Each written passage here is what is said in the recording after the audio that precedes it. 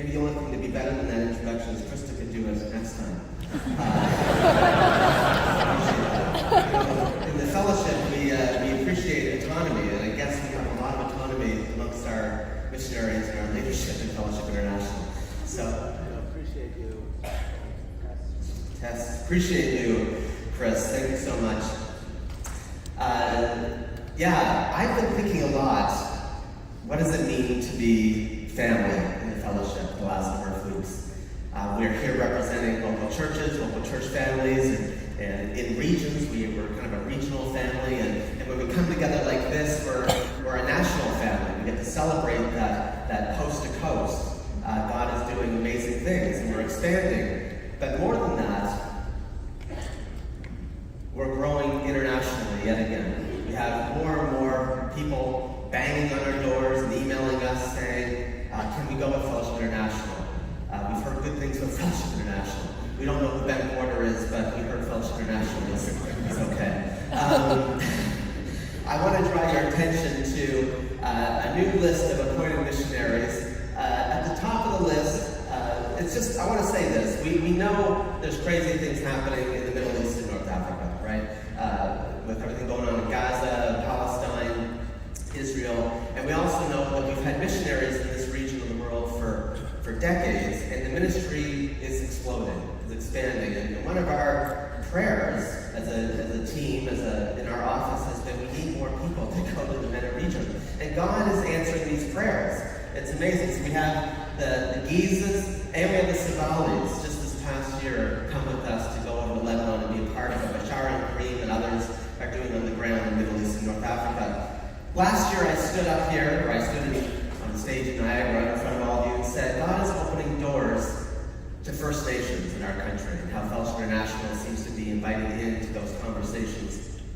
Well, God has continued to open up these opportunities and sending us amazing people from British Columbia. Please go to the booth and kind of connect with these guys. I need to do a shout out to Jacob and Rachel, and they have 6 kids. They have 6 kids, and I say that not just because, wow, that's amazing, 6 kids. Okay. But I say that because each one of their kids, which I think is like 2 years and 15, in one way or another, are doing peer-to-peer evangelism with First Nations people in their community and their schools. So we really didn't just inherit 2 missionaries in the family, we inherited 8 missionaries in that family, which is amazing. So that's part of our future recruitment, I guess, these kids will take over in the future. And also, Joshua Lee, also from BC, leading the way in First Nations ministry. So I wanted to highlight that God is going before us. We don't really always know what's happening. We're not always in control. But God seems to be bringing us the people that we need and when we need them. Fellowship International, part of our mission is catalyzing movements. And you can't catalyze movements when you're talking about millions of people getting saved and tens of thousands of churches being planted. You can't do that by just sending 1 missionary to Pakistan or 3 to Japan, that kind of thing. You do that through partnering with nationals on the ground. That's what we're trying to do. We're trying to multiply ourselves by finding like-minded leaders and training them and having them scale our ministry opportunity. And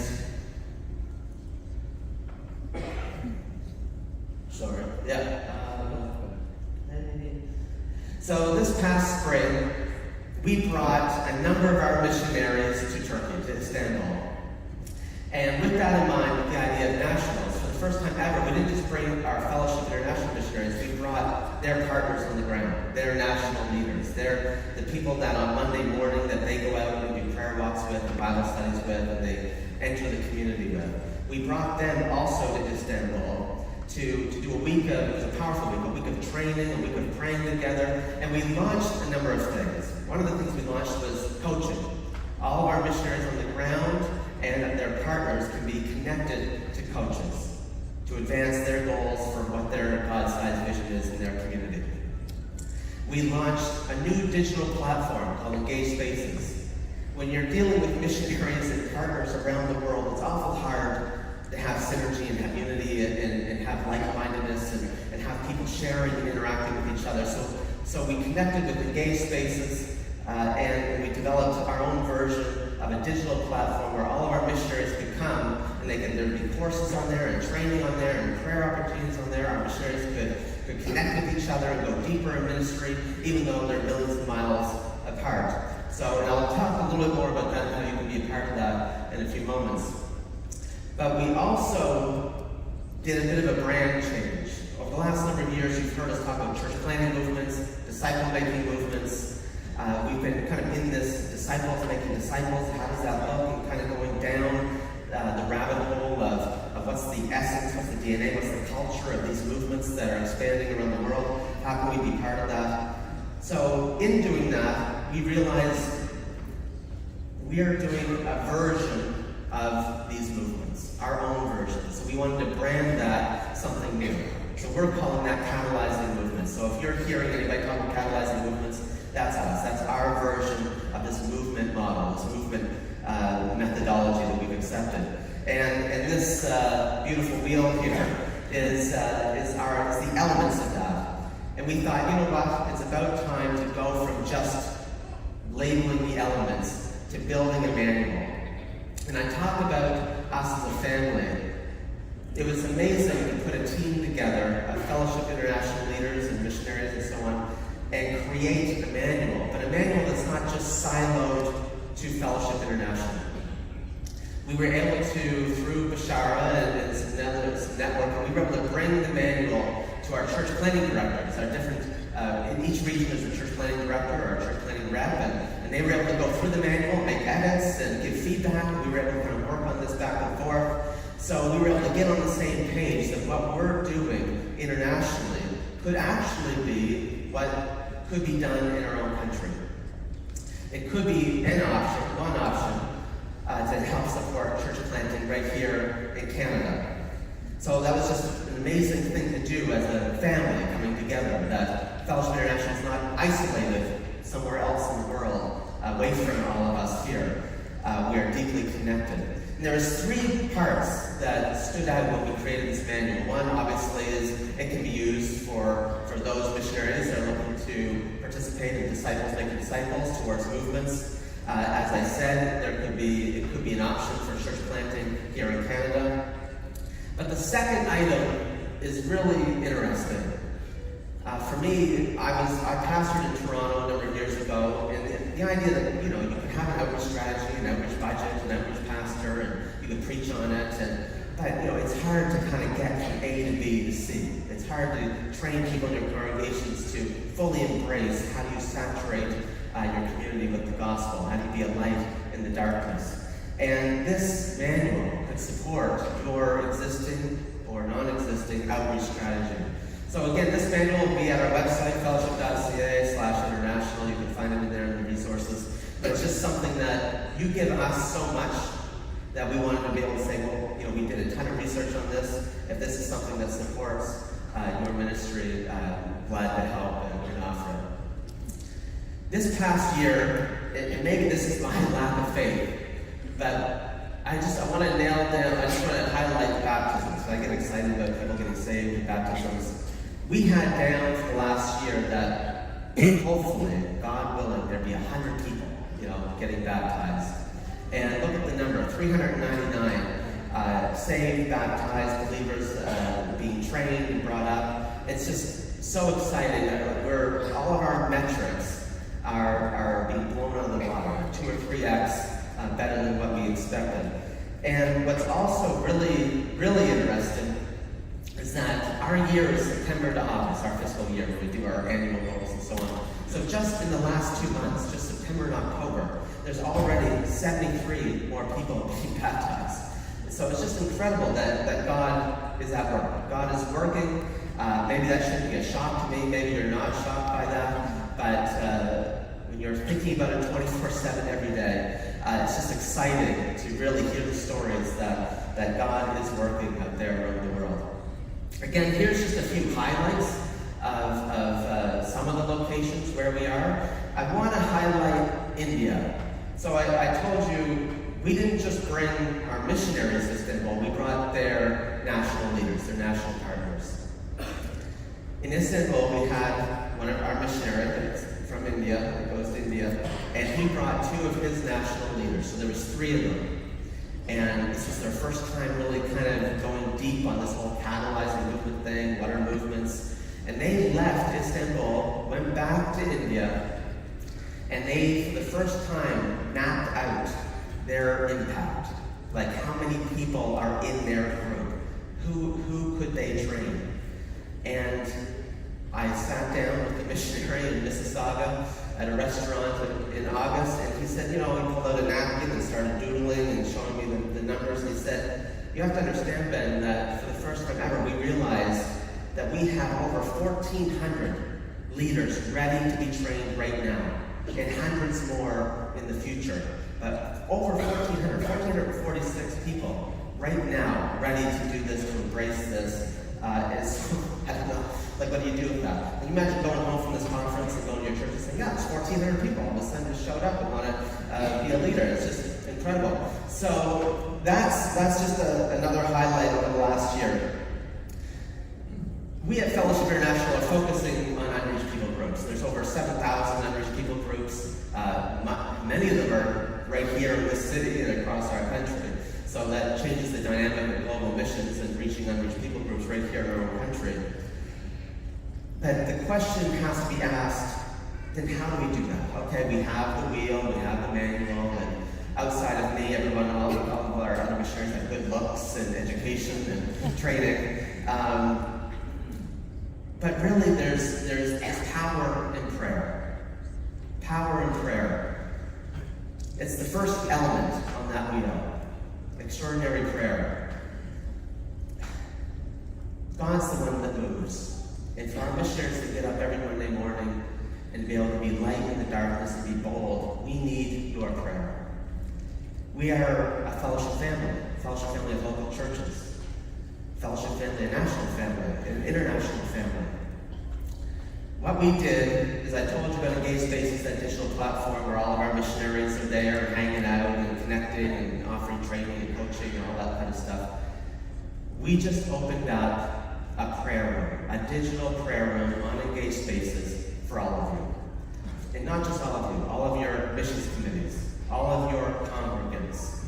We need you to join us in prayer. In years gone by, there might be a missionary that comes every 5 years on furlough and gives a 10-minute update in the church, and if somebody was sick that week, they missed the update. Hope to see them in 5 years.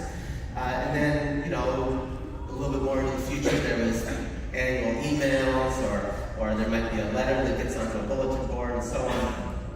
We're trying to close the gap in our fellowship family with our local churches, our supporters, our prayer warriors, and our missionaries globally. We're trying to make that into one space. So as soon as something happens in Israel or Lebanon or a ministry opportunity in Indonesia or something big happening in South America or Central America or Africa, you can hear about it right away. You can be praying about it. So this is a living digital prayer room where you are all invited to be on mission and praying with our missionaries. So this is a place where mission requests or prayer requests will be and missionary updates.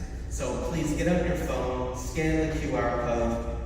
In your delegate bags, you'll have one of these business cards with the QR code. Please don't throw them out. I know I've gone to a lot of conferences and just throw stuff out, I know.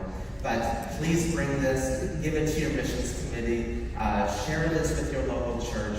We need our body, our fellowship, praying and journeying with our missionaries. One of the things I get to do in my role is I get to travel some to different fellowship churches across the country, and it's amazing how many talented people we have in our congregations, on our staff, our pastors. This past year, we needed to create a new Fellowship International promo video.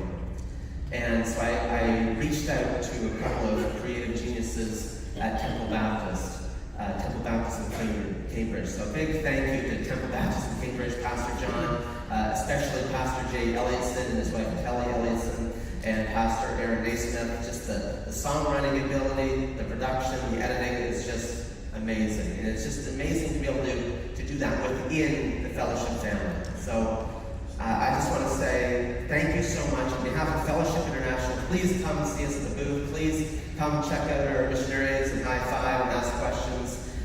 Please be praying. Thank you so much for praying for us. We love you, and thank you for loving us. And without further ado, here's our new Fellowship International overview.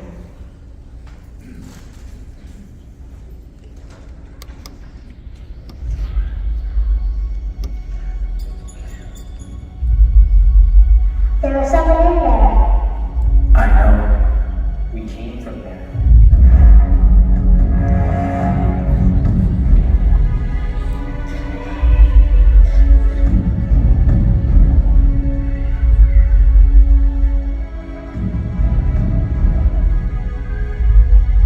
How do you get out? Someone came to get us. Will someone go get them? Should we go get them? Yeah, but there is a cost to cover.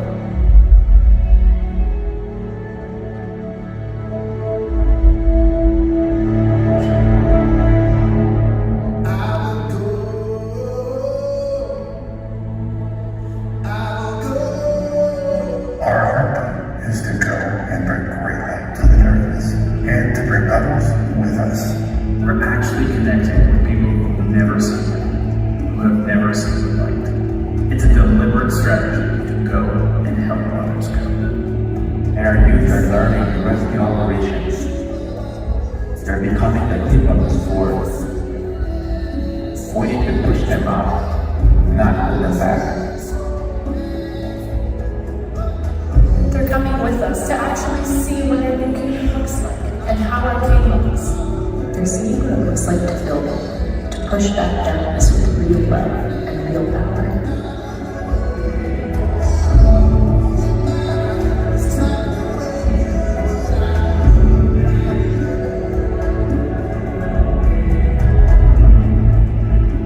The goal is matching followers of our King Jesus, who produce matching followers of our King Jesus. The difference will be Jesus' word and Jesus' works, reflected in Jesus' people by Jesus' Spirit. Everyone is necessary. There is no one without a time and place. The older teach the younger. We each receive the gift and we each pass it on. The end is in view now and we must press on. It really is life and death. He came to get us for the joy that was set before him. The joy of bringing many sons and daughters to glory.